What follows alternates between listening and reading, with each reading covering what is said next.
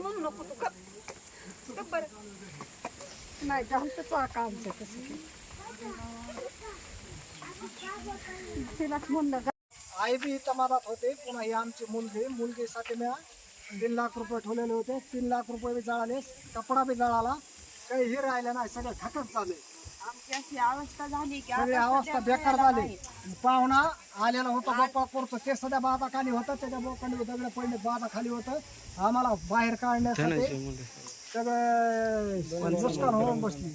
एवढं धनुभावनी काळजी करावी. धनुभावना याचा पंचनामा बेगिने याची नोंद घ्यावं. गागरवाडा सोनकडा वस्तीहून बोलतो, सोनकडा वस्तीहून बोलतोय गागरवाडा.